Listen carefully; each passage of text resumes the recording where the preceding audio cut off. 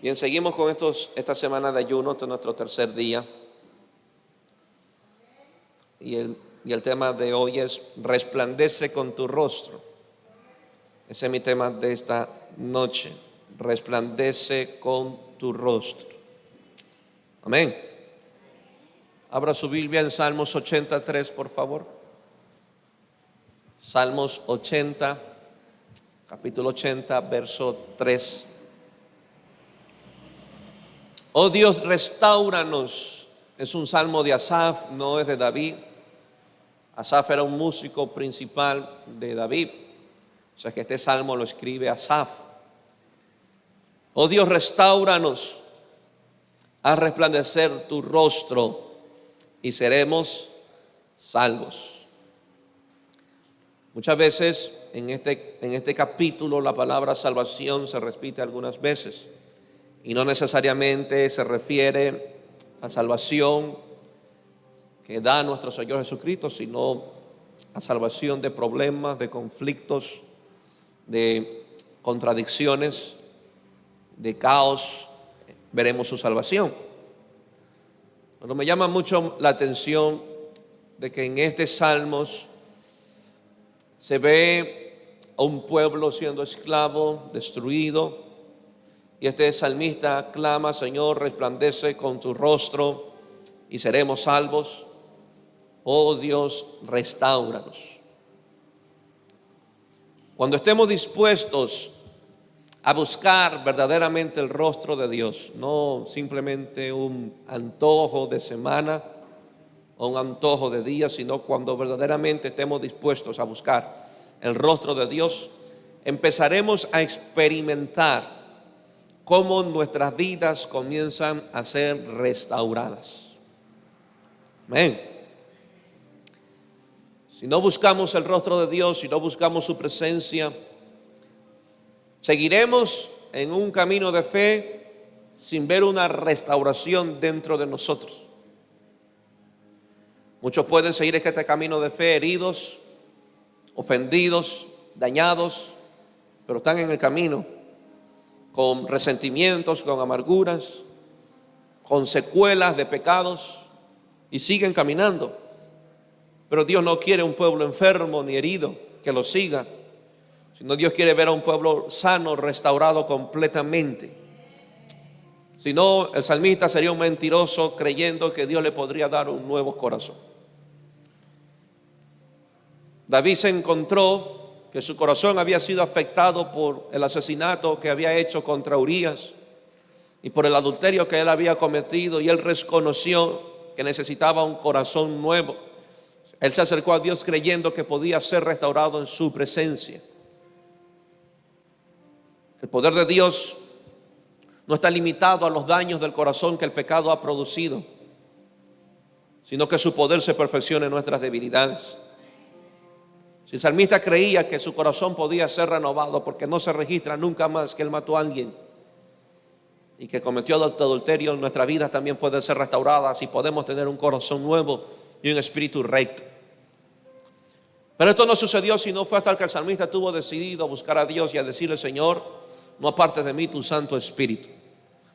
Era lo que más le importaba al salmista, más que cualquier otra cosa, más que el reinado, cualquier liderazgo. Le importaba la presencia del Señor.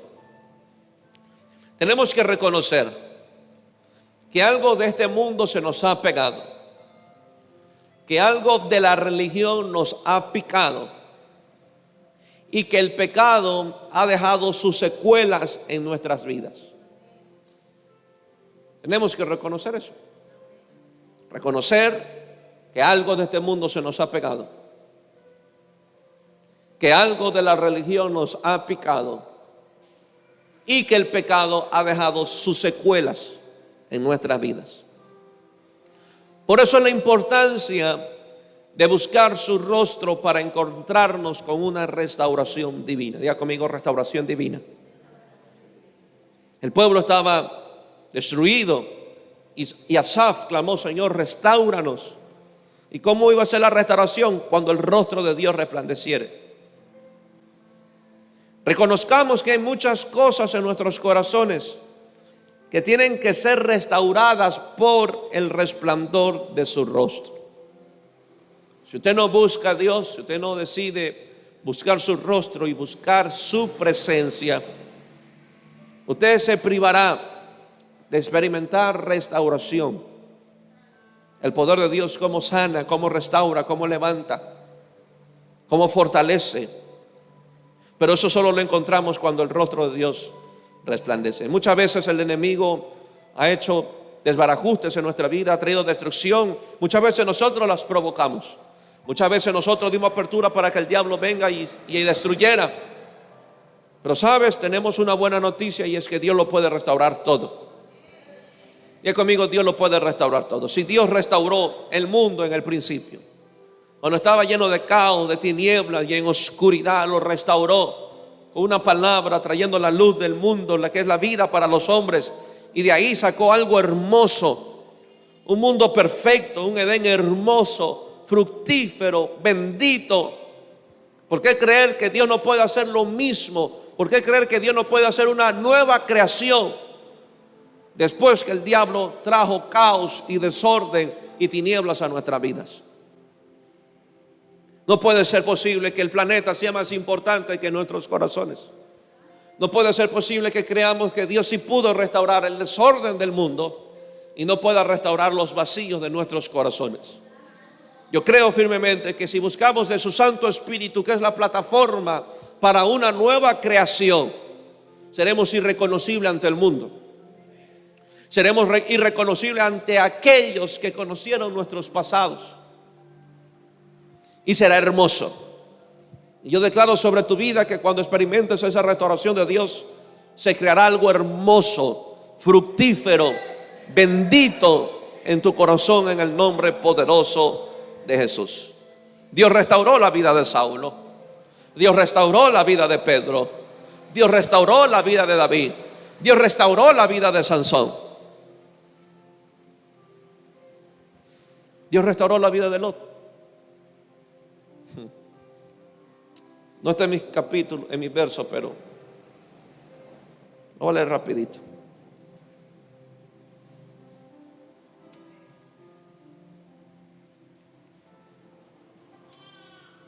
Amén, les amo.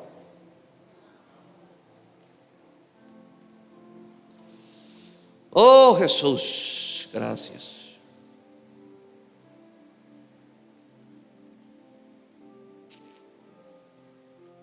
Gloria, gloria, gloria.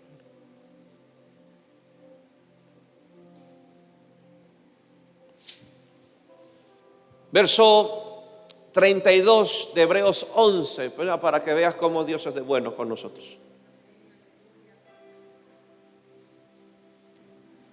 ¿Y qué más digo? Dice el escritor de los Hebreos. Porque el tiempo me faltaría contando de Gedeón, de Barak y ¿de quién? ¿De quién? Sansón. ¿Usted sabe quién fue Sansón? Un hombre que desobedeció desde el día que nació a Dios. Un hombre que no siguió las instrucciones y que murió como no tenía que morir. Porque es interesante que Hebreos 11 lo realza y lo coloca a él como héroe por la fe de Sansón. ¿Qué pasó? Ese día que estaba Sansón encadenado a los dos pilares de aquel edificio y que oró al Señor que una vez más se tendiera su misericordia y que le devolviera el poder que un día tenía. Ese día ocurrió una restauración. Escúcheme bien.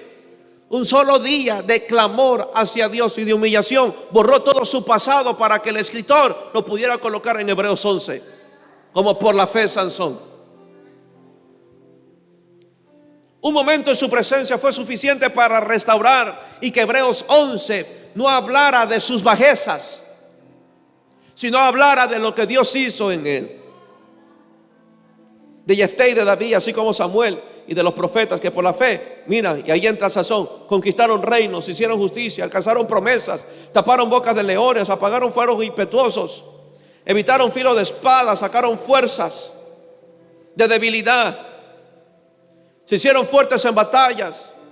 ¿Sabe cuándo usted se hace fuerte? Cuando usted pelea. Pusieron en fuga ejércitos extranjeros, las mujeres recibieron sus muertos mediante resurrección, mas otros fueron atormentados, no aceptando el rescate a fin de obtener mayor resurrección. Otros experimentaron vituperios, azotes, llamadas estos prisiones y cárceles. Fueron apedreados, aserreados, puestos a prueba, muertos a filo de espada, anduvieron acá para allá, cubiertos de pieles de ovejas, de cabras, pobres, angustiados, maltratados, de los cuales el mundo no era digno. Imagínate, Sansón entraba ahí. De las cuales el mundo no era digno de tenerlos. ¿Me escuchó? ¿Qué dice la Biblia? Que el mundo no era digno de tener a Sansón. Esto debería haberlo liberado. Errando por los desiertos, por los montes, por las cuevas y las cavernas de la tierra. Y todos estos, aunque alcanzaron buen testimonio, mediante la fe no recibieron lo prometido, proveyendo a Dios alguna cosa mejor para nosotros, que no fuesen ellos perfeccionados aparte de nosotros. Amén.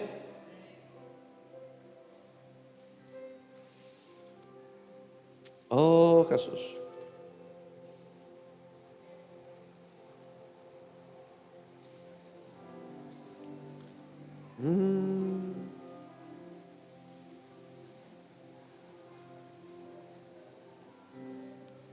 Gracias, Señor. Regresamos entonces. Si Dios pudo haber traído restauración sobre la vida de Sansón, y lo incluyó Dios en el libro de los héroes, ¿qué no puede hacer entonces con nosotros? Vamos a Éxodo capítulo 4, verso 2. Y Jehová dijo: ¿qué es eso que tienes en tu mano? Y él respondió: una vara. Diga conmigo: una vara. Y él le dijo: échala en tierra. Y él la echó en tierra y se hizo una culebra.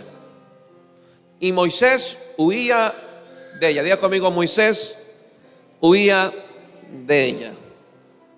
Entonces dijo Jehová a Moisés: extiende tu mano y tómala por la cola. Y él extendió su mano y la tomó, y se volvió vara en su mano. ¿Qué había pasado en este escenario, en este monte, con Moisés? Moisés estaba pastoreando en el desierto las ovejas de su suegro, ya viejo. De repente Dios provoca una cita divina, enciende una zarza a lo lejos de una montaña. Moisés logra percatarse de que había una zarza y no se consumía. Él decidió acercarse, viendo Dios que Moisés se estaba acercando, lo llama y le dice: quítate la sandalia de tus pies, porque el lugar que pisas santo es. Dios le dijo a Moisés: yo quiero que tú pises este lugar santo.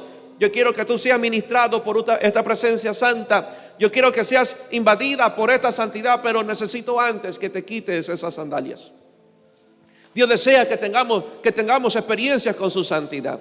Dios desea que tengamos fuertes experiencias de su presencia, donde nuestra vida será marcada para siempre. Pero es necesario quitarnos muchas cosas,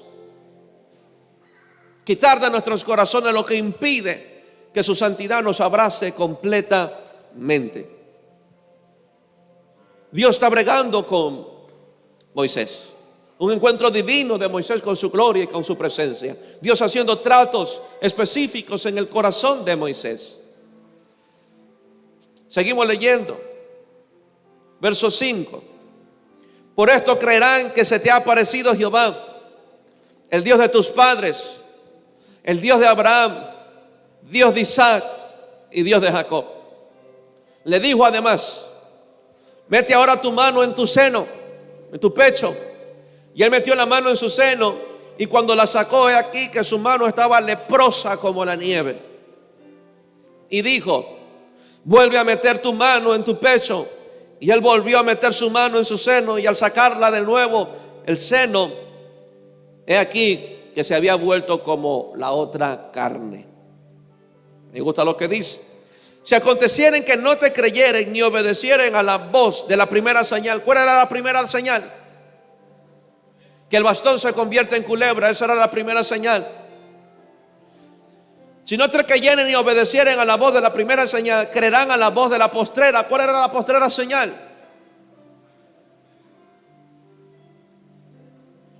Y si aún no creyere en estas dos señales, ni oyeren tu voz, tomarás de las aguas del río y las derramarás en tierra, y se cambiarán aquellas aguas que tomarás del río y se harán sangre en la tierra. Diga conmigo, Dios trajo dos manifestaciones en la vida de Moisés. Primero, el bastón en culebra. Y el segundo, la lepra que había en su mano se iba a sanar. ¿Sí o no? En su corazón se iba a sanar. Ahora, Dios tenía que restaurar primeramente la identidad de Moisés y autoridad para hacer lo que el cielo tenía para él. Aquí una vez más pruebo lo que decía el liderazgo. Dios trabaja primero con la persona antes que un liderazgo. Dios hace los cambios, los ajustes, quita lo que hay que quitar.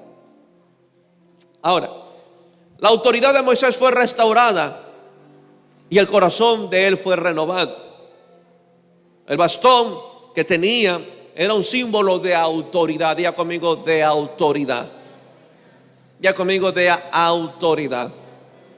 Recuerden que cuando él puso el báculo o el bastón en el piso, dice que el bastón se convirtió en culebra y que Moisés huía de ella. No, ¿sí o no? Salía corriendo de la serpiente. Pero Dios le dijo: hey Moisés, ¿qué haces? O sea, yo no te lo mostré para que tú corras, te la mostré para que tú la tomes de la mano. ¿No dice mi Biblia que hollaremos sobre serpientes y escorpiones? Ahora la pregunta que yo me hago: ¿por qué Moisés no tenía autoridad si estaba pastoreando ovejas? Las ovejas tenían que seguirlo.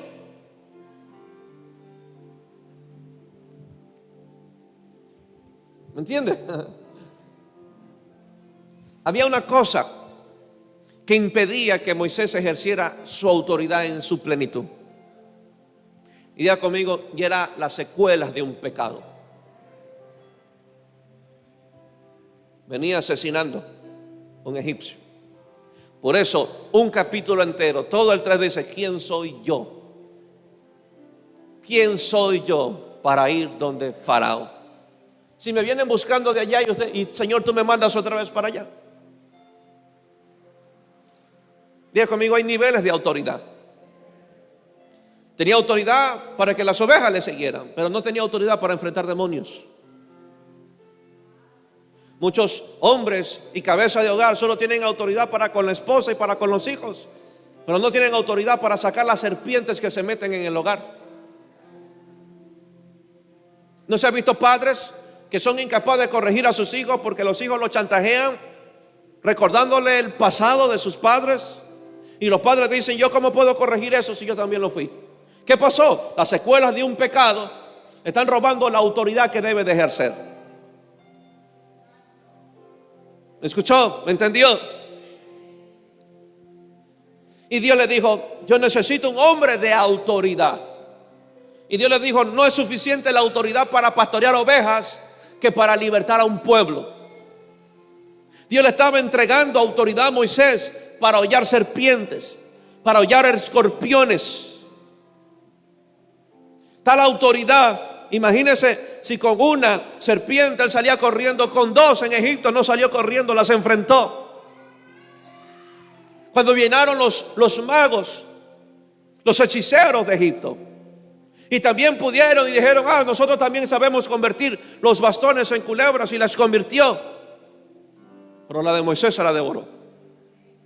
Esa es la autoridad que el creyente y que usted debe desarrollar en Dios, y que no debe de permitir que las secuelas de un pasado, de un pecado, le robe la autoridad que debe de ejercer para hollar serpientes, para hollar escorpiones. Esa fue la primera señal.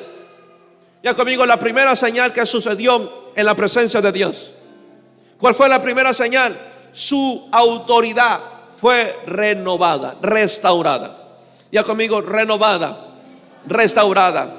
¿Sabe cuál fue la segunda señal? La mudanza del corazón. Diga conmigo, la mudanza del corazón. Te hago la pregunta: sabemos y la Biblia nos muestra del báculo que se convierte en culebra, pero la Biblia no nos muestra cuando Moisés metió la mano y sacó lepra ante el faraón. Porque después de la exhibición de la serpiente vino la plaga sobre el río. Se convirtió en sangre. ¿Dónde quedó la segunda señal? Porque Dios le dijo, si te creen en la primera, bien. Y si no te creen en la segunda, o sea que la segunda tenía que manifestarla. Pero la Biblia no nos cuenta esa parte.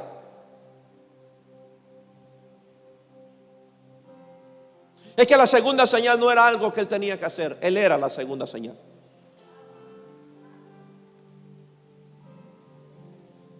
Él era la segunda señal.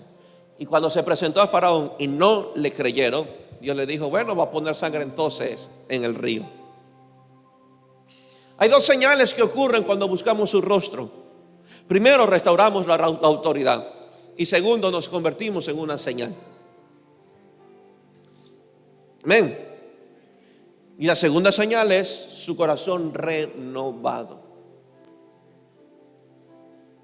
Imagínate un Moisés en Egipto, vestido como príncipe, pintado las pestañas, con una barbilla aquí, con un gorro medio loco, raspado y con un moñito solamente aquí atrás, con unas sandalias, unas faldas, unas vestimentas. Y después de 40 años llega el mismo Moisés. Y ahora Moisés llega con una barba, con los churros que tenía el pastor, con la túnica y con sandalias polvorientas. Pero había una diferencia entre el príncipe y el nuevo Moisés. Es que el príncipe era un autoritarista y el nuevo Moisés manifestó la verdadera autoridad de Dios. ¿Me entiende? Amén o no amén. Cuando usted busca el rostro de Dios, estas dos señales deben de ocurrir.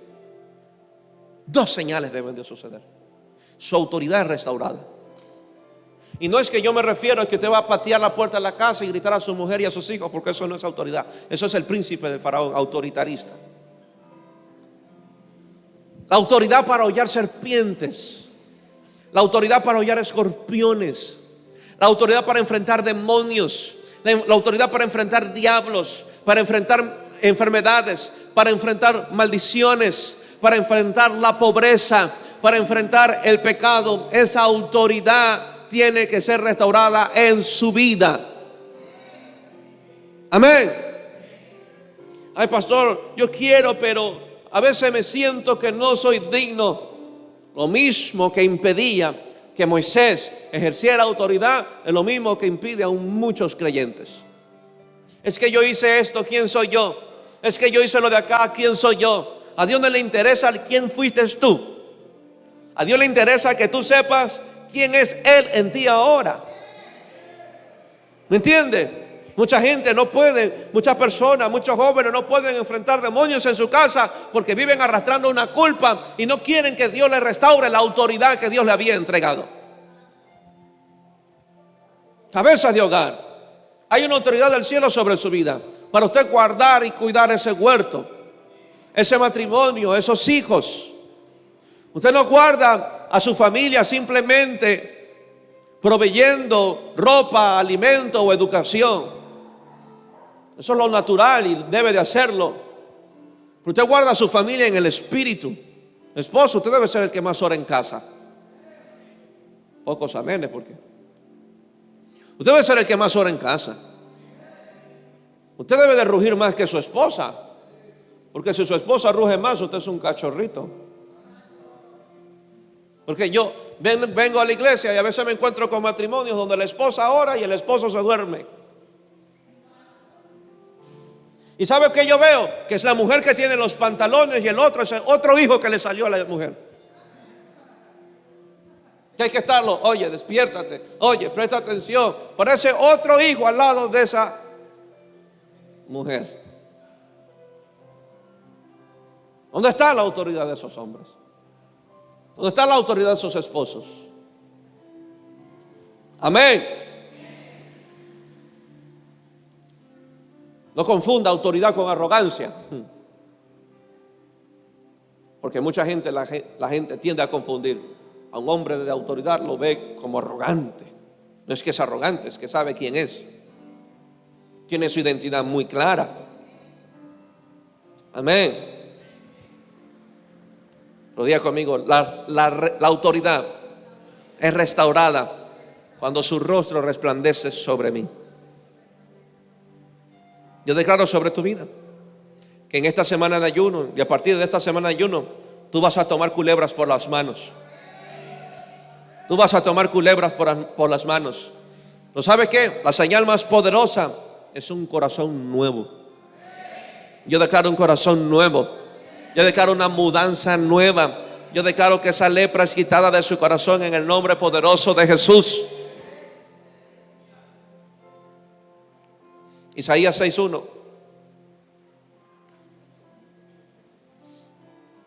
Isaías 6:1. En el año que murió el rey Uzías, vi yo al Señor sentado sobre un trono alto y sublime, y sus faldas llenaban el templo. Por encima de él habían serafines, cada uno tenía 6 alas. Con 2 cubrían sus rostros, con 2 cubrían sus pies, y con 2 volaban. El uno al otro daba voces diciendo: Santo, Santo, Santo, Jehová de los ejércitos, toda la tierra está llena de su gloria. Y los quiciales de las puertas se estremecieron con la voz del que clamaba, y la casa se llenó de humo. Entonces dije: ay de mí, que soy muerto. Ahora sí que me morí, porque siendo un hombre inmundo de labios. ¿Sabe quién era Isaías? Un sacerdote. Y nunca descubriremos cuán inmundo estamos si no estamos delante de él. Así seamos líderes, seamos pastores, profetas o los reconcholi que seamos. Nunca descubriremos la inmundicia. Nunca descubriremos lo mal que estamos si no estamos listos para estar delante de él. Ay, dice, soy muerto, porque siendo un hombre inmundo de labios y habitando en medio del pueblo que tiene labios inmundos, han visto mis ojos al Rey Jehová de los ejércitos. O sea que podemos desempeñar liderazgo y siendo inmundos. Podemos tener liderazgo y seguir siendo inmundos. Y esa inmundicia solo saldrá con el resplandor de su rostro. Y voló hacia mí uno de los serafines, teniendo en su mano un carbón encendido tomado del altar con unas tenazas. Y tocando con él sobre mi boca, dijo: he aquí, esto tocó tus labios, y es quitada tu culpa y limpio tu pecado.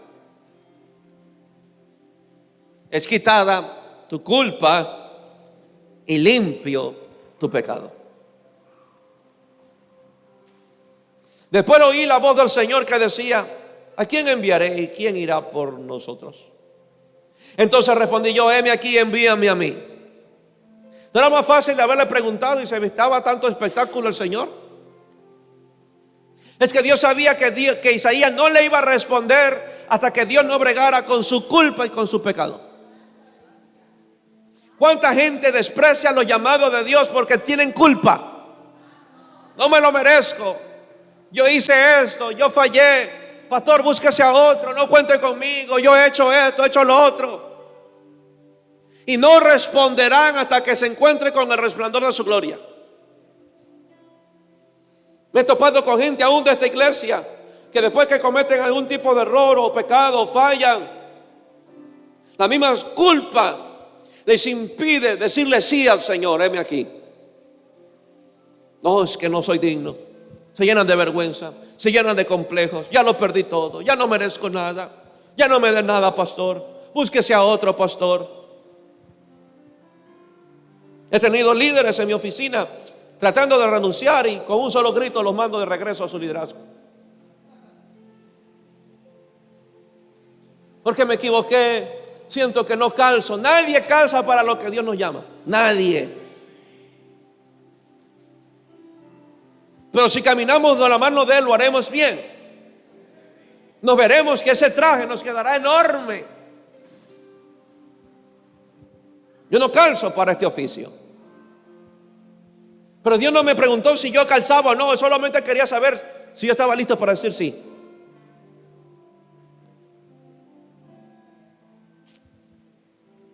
Entonces respondió: heme aquí, envíame a mí.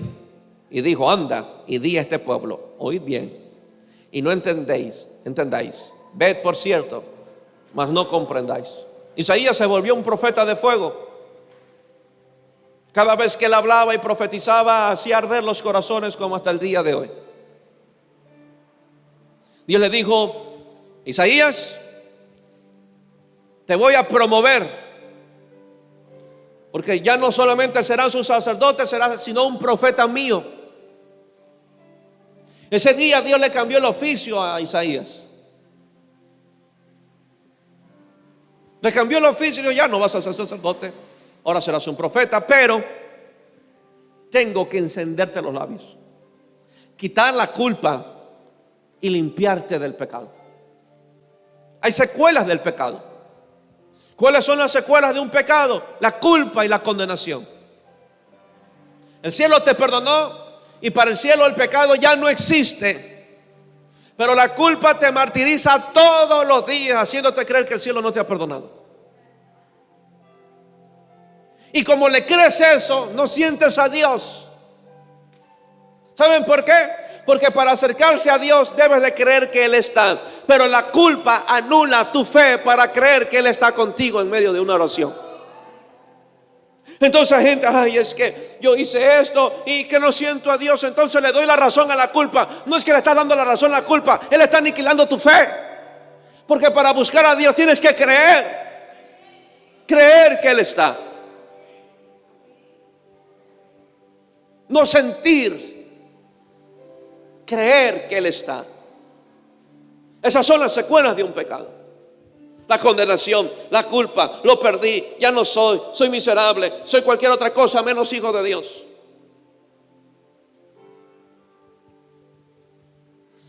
Eso se tiene que ir. ¿Y sabe cómo se va eso? Con el resplandor de su rostro.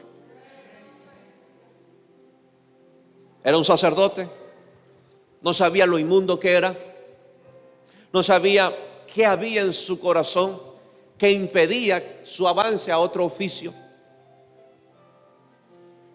Y el otro oficio era más terrible que el que tenía. ¿Entiende? Porque ¿sabe cuál fue el primer mensaje de Isaías? Un pueblo terco. Lean Isaías, que los primeros mensajes fueron confrontativos. A veces le preguntamos: Señor, ¿lo próximo que tú tienes para mí será agradable o no? Y a veces creemos que las promociones serán agradables para nosotros, pero nos olvidamos que es agradable para Él.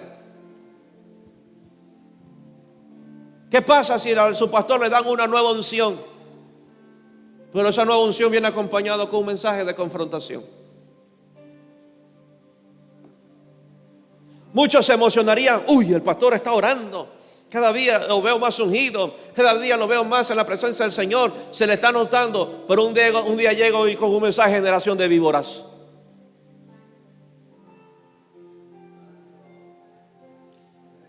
Mañana llego con un mensaje: arrepentidos y convertidos. Nadie les enseñó a escapar de la ira venidera.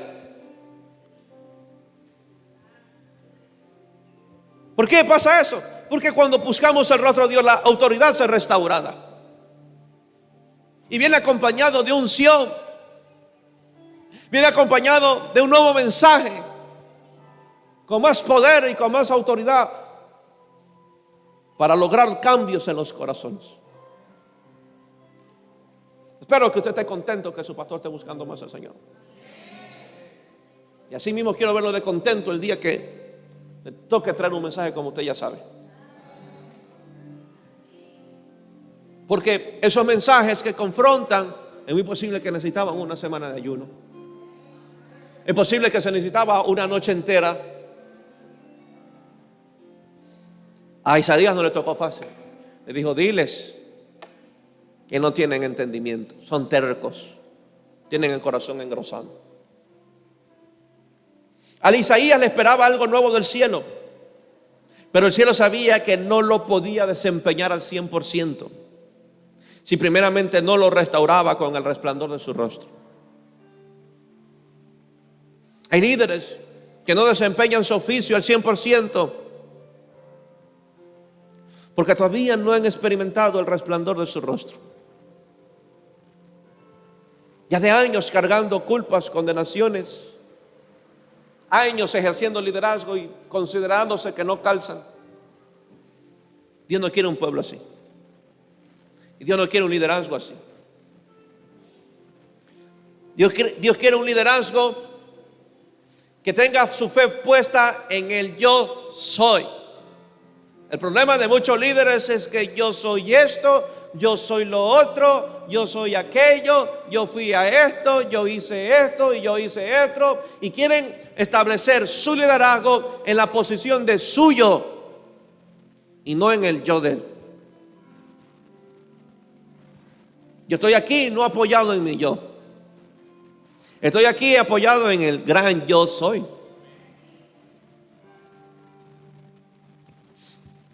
Solo con el resplandor de su rostro nuestras vidas quedarán restauradas de las secuelas del pecado y de todo peso de culpa. Por eso hay un hermoso cántico: quémame, oh Señor, con tu gloria. Segunda de Crónicas 5:13. Abra su Biblia, segunda de Crónicas 5:13. Yo estoy orando para que se levante un equipo de alabanza como este. 5:13 de Crónicas. Segunda de Crónicas 5:13. Cuando sonaban pues el piano, la batería, el bajo, la guitarra, y cuando cantaba el que dirigía y el coro que tenía atrás, para alabar y dar gracias a Jehová, y a medida que alzaban la voz como trompetas y címbalos y otros instrumentos de música y alababan a Jehová diciendo: porque Él es bueno, porque su misericordia es para siempre, entonces la casa se llenó de humo, de una nube, la casa de Jehová. Y mira lo que dice: y no podían los sacerdotes estar allí para ministrar por causa de la nube, porque la gloria de Jehová había llenado la casa de Dios. Qué interesante que aunque Salomón hubo orado, aunque Salomón haya dedicado el templo, la gloria no vino hasta que se pusieron a adorar. ¿Cómo fuera de fantástico si nuestras adoraciones cambiaran? Pero la adoración tuvo más poder porque había una vida de oración. Amén. Músico que está aquí, su vida de oración no es porque ese día que le tocó cantar usted oró 2 horas. Eso no es vida de oración. O solamente porque le tocó dirigir ese día usted ayunó. Eso no es vida de oración. No trate de engañar a Dios ni a su pastor. ¿Sabe lo que es una vida de oración? Cuando usted ora 2 horas todos los días. Cuando la semana se pega 3 ayunos y lo hace los días que no le toca dirigir. Entonces aquí se verá reflejado su vida de oración y su adoración cobrará más peso y poder. Pero no es que se ora, bueno, me toca cantar ese día, oro más. No trate de engañar a Dios ni forzar que respalde una vida que no es una vida de oración.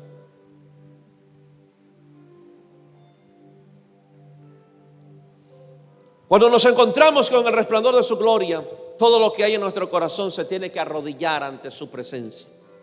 Dice que los sacerdotes no podían ni estar en pie. Nadie podía estar en pie porque la gloria de Dios había caído. Sabemos que la luz disipa las tinieblas. ¿Cuántos dicen amén? Así que cuando buscamos sus rostros, las tinieblas no permanecen en nuestros corazones. Ya conmigo, las tinieblas se van de nuestros corazones. Los odios tienen que arrodillarse. Los resentimientos, la falta de perdón, las amarguras, los celos, la envidia, el orgullo, la enfermedad, la pobreza, las maldiciones, todo, absolutamente todo tiene que arrodillarse ante su gloria. ¿Lo estamos arrodillando?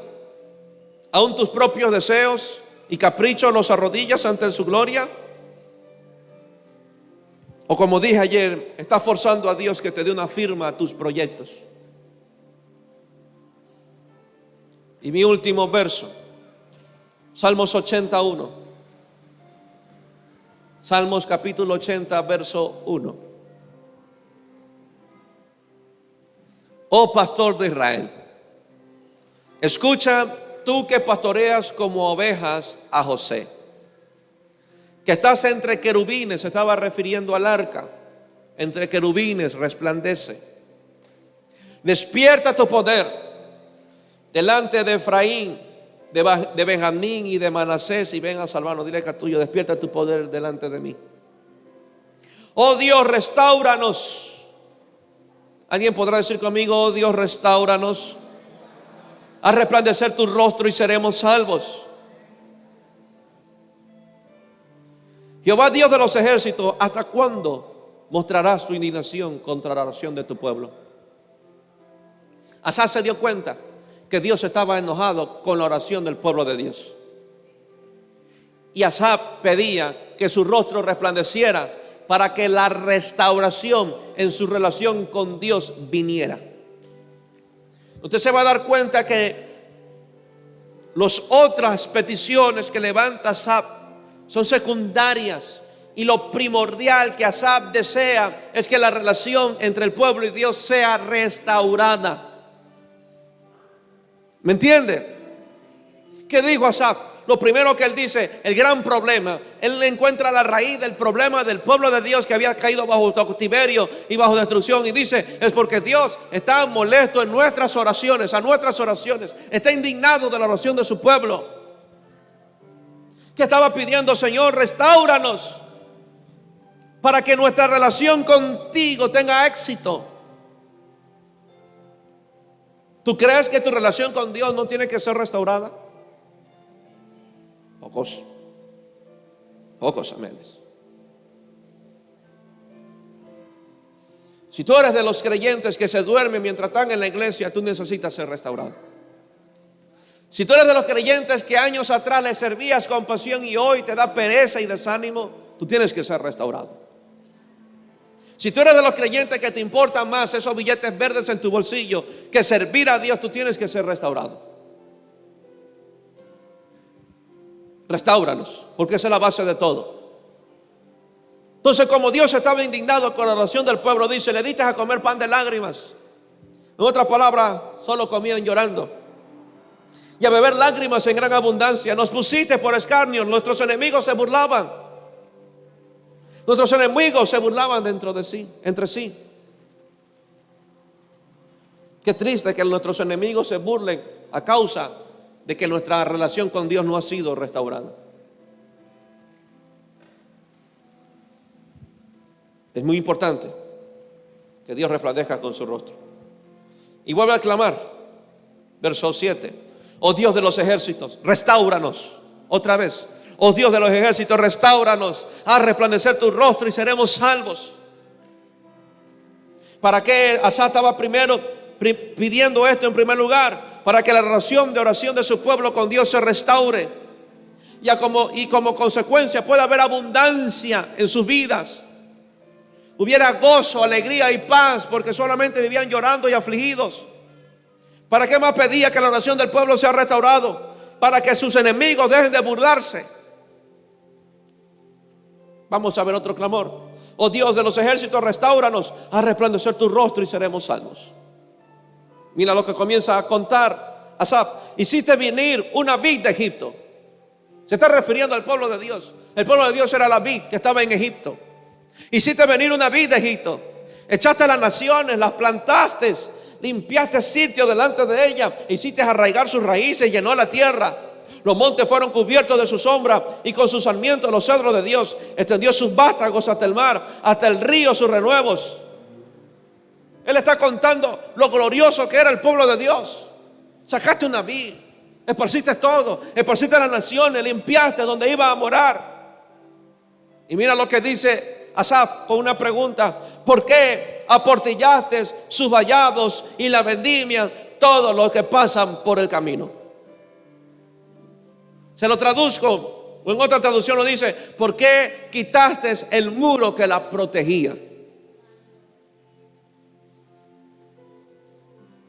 Asaf comienza a relatar un pueblo glorioso, una vid fructífera, Dios había esparcido, Dios trajo la vida a Egipto, la sacó a una tierra prometida, y después dice: Señor, ¿por qué derribaste los muros que la protegían? Los que pasan por el camino se burlan, los que pasan por el camino los afrentan, los que pasan por el camino los cautivan. La destroza el puerco montés, y la bestia del campo la devora. La destroza el puerco montés, y la bestia del campo la devora. El campo, trabajo, abundancia, riqueza, prosperidad, porque el campo es sinónimo de una cosecha que hay que recoger. Y dice: hay una bestia que se devora todo lo que hay en el campo. Tenemos que orar muchísimo